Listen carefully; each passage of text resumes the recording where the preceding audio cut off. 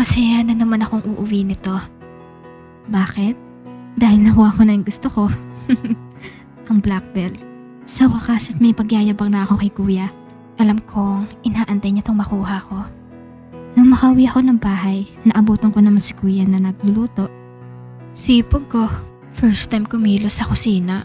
Nandito na po ako. Hindi niya ako pinansin. Pero kung ipapakita ko sa kanya na nakuha ko niya black belt, baka pansinin niya na ako. Kuya, may ipapakita pala ako sa'yo. For sure na magugustuhan mo. Wala akong pake kung ano ipapakita mo. Bigla ko naman kinuha yung belt na iniwan ko sa sofa at pinakita sa kanya yun. Pero nabigo ako dahil wala man lang nagbago sa itsura niya nang ipakita ko sa kanya yung belt na nakuha ko. Ito po yung gusto mong makita, di ba? Hindi na ako talunan. And so, kahit bata makakakuha yan. Tapi nga, Umalis siya sa harapan ko at wala nang sinabi. Pinipigilan kong maluha dahil pinaghirapan ko to eh. Gusto ko lang naman maging masaya siya at maging proud sa akin. Hindi lang naman dahil kay Calvin kaya gusto kong makuha to eh. Dahil di naman sa kanya. Namiss ko lang yung araw na mabait at sweet pa siya sa akin, yung tipong ginagawa niya akong prinsesa. Pero nagbago yun dahil lang sa ex-girlfriend niya noon. Pumasok na lang ako ng kwarto at nahiga. Siguro si Bansot? Siya na lang ang inaasahan ko magiging masaya kapag pinakita ko sa kanya to. Bukas na ang birthday ko. At bukas ko din naisipan na umamin na sa kanya. Natupad ko na din naman na makuha tang belt na to eh. Pero handa na nga ba ako? Ano kaya magiging reaction niya kapag sinabi ko sa kanya yun? Mandidiri ba siya? Tatawanan niya ba ako? O baka sa susunod, hindi niya na ako pansinin. Medyo nagdadalawang isip pa akong umamin sa kanya. Baka kasi masira lang yung relationship naming dalawa bilang magkaibigan. Iniingatan ko pa naman yun. Pero wala namang masama kung susubukan ko, di ba?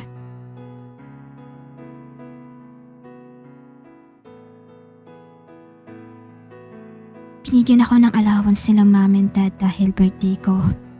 Babawi naman daw sila sa susunod kapag nakauwi na sila. Kaya yung binigyan nilang allowance, pinamalengke ko para handa ngayong birthday ko. Mahigit 2 oras akong namalengke. Pansit at spaghetti lang naman ang lulutuin ko at bumili na din ako ng cake. Wala si Kuya Enzo kaya mag-isa lang akong kumilos dito sa bahay.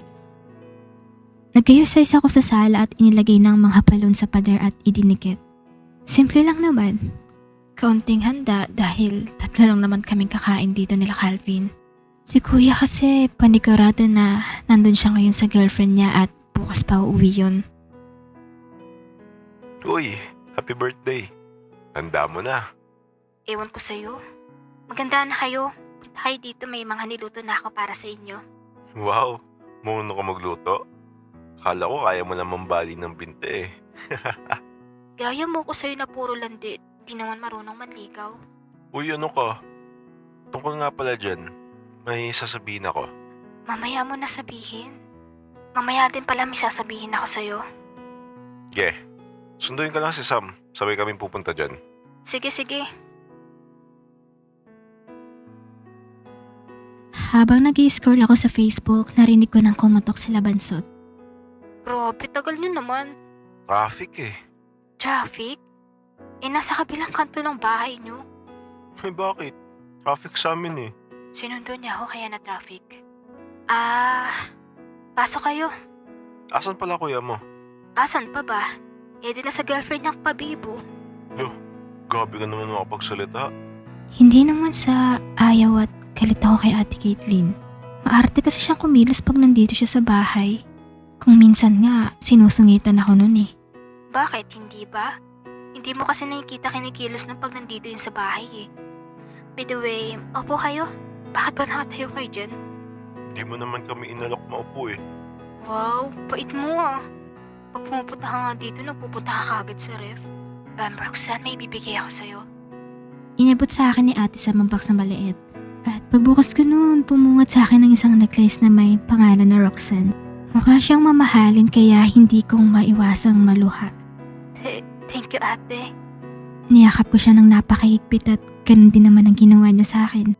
You're welcome. Happy birthday, baby girl. Baby girl? Bigla akong naalala yung ex-girlfriend ni Kuya dahil yun din kasi yung tawag niya sa akin tuwing magkausap kami sa phone. Wow, mukha bang baby girl yan? Thank you ate ah. Mukhang mamahalin pa ata itong pinili mo. Paano ba ako makakabawi sa'yo nito? Wala yun. Maging masaya ka lang ngayong araw, okay na ako. Thank you ulit. Buti pa si Ate Sam. Yung isa dyan, wala man lang regalo. Ayos ah. Ako na naman. Bakit? Tagal na natin magkaibigan pero never ka pa nagregalo sa birthday ko. Lah, laki-laki mo, regaluhan ka pa. Ay, ewan ko sa'yo. Ano pa nga bang aasahan ko sa'yo? Hindi ko talaga maiwasang magtampo kay Bansot. Simpleng regalo lang naman eh.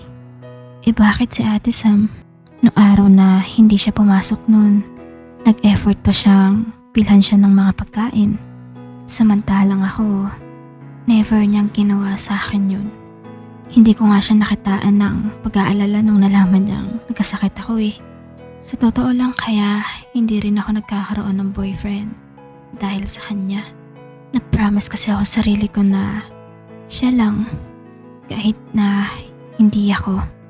Masakit, oo. Pero ganun naman talaga eh. Kailangan masaktan. Wala eh. Pag tinamaan ka talaga. Grabe ka na Bansot. Lakas ng tama mo sa akin. Sobrang cute mo. Sarap mong tirisin. Joke.